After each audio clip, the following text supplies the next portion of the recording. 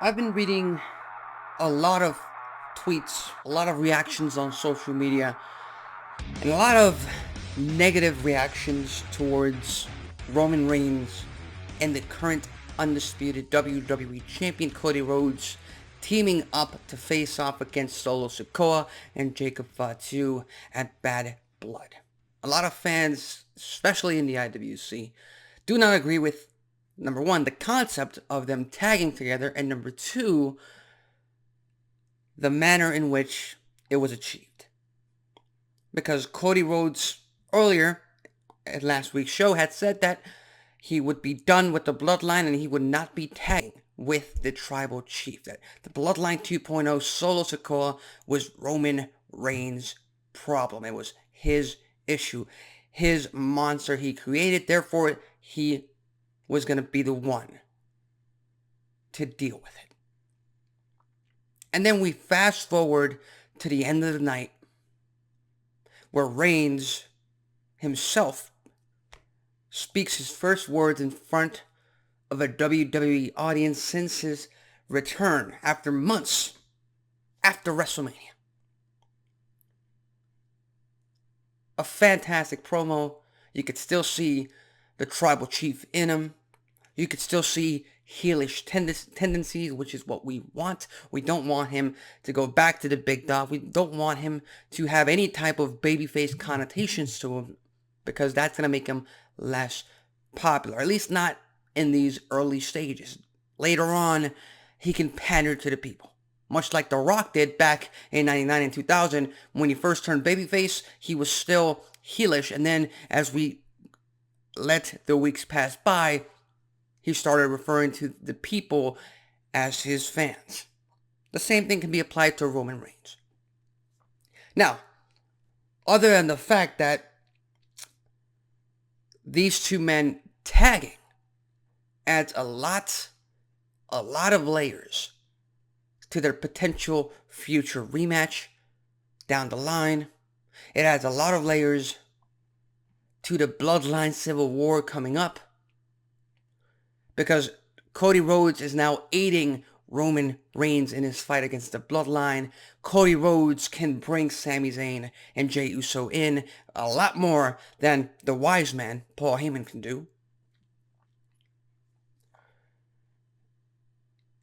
And this also brings up a lot of skeletons in the closet for Cody Rhodes down the line, because it's no mystery to anyone watching this storyline play out that Kevin Owens, Randy Orton, they're going to have some issues with Cody tagging with Roman Reigns.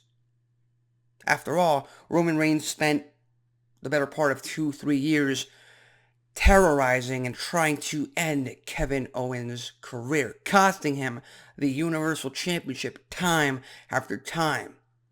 Not to mention that the Usos and Roman Reigns himself almost cost Randy Orton his career, cost him 18 months of his career.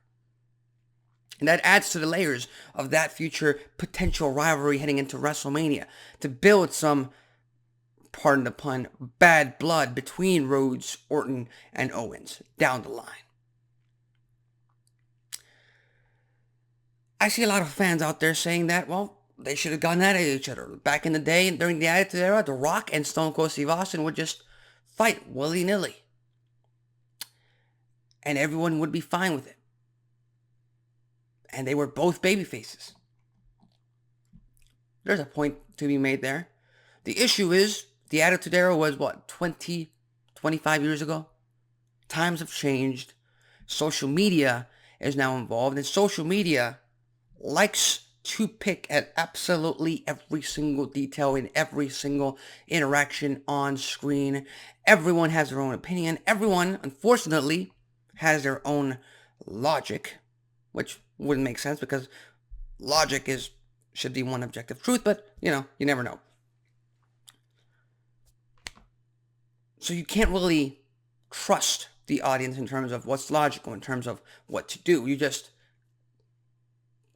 portray the better story, portray the better angle. And to me, and this is just my subjective view of what happened last week on Friday Night SmackDown, yes, Roman Reigns and Cody Rhodes were attacked from behind by Tama Tonga and Tonga Loa.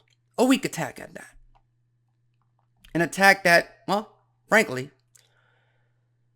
should not have caused any issues to either Cody or Roman Reigns. Hell, if it was Cody against them two, or if it was Roman Reigns against them two, they should have been able to take care of those two that easy. That simple. But I get it. Possibly, Cody Rhodes gets fed up. And on top of that, just a few minutes prior to that, he had said that this WWE was no longer Roman Reigns ever since WrestleMania. A little condescending tone, trying to humble the tribal chief, the OTC, that the fans absolutely love upon his return. And Roman Reigns, well, he don't give an F. He don't give a fuck. He's going to take on the monster he created. He's the anti-hero the fans want to love. He's the anti-hero the fans want to support. He doesn't give a damn if he gets the fan support. He just signs a contract. It doesn't matter to him if it's 2-on-2 or 2-on-1. He'll take care. He'll face Solo Sikoa and Jacob Fatu at Bad Blood. You know what I saw from Cody? A little bit more of that condescending, trying to humble his rival. You said you don't need my help. I told you I'm not giving you my help, but hey, it's my WWE now. I'm the WWE Champion. I call the shots. And I'm going to give you the privilege. I'm going to give you my help to fend these two off and show you that there is some mercy, that there is a second chance for everyone. And it's going to be interesting what we see tonight on SmackDown. It's going to be interesting what we see in the weeks leading up to Bad Blood in an interaction between these two. Because, again, we're talking about WWE and we're talking about the main events of the past two WrestleManias. These two egos cannot and will not coexist. That's entertainment in my mind. I'm fine with whatever twist and turn they do on television as long as it's entertaining.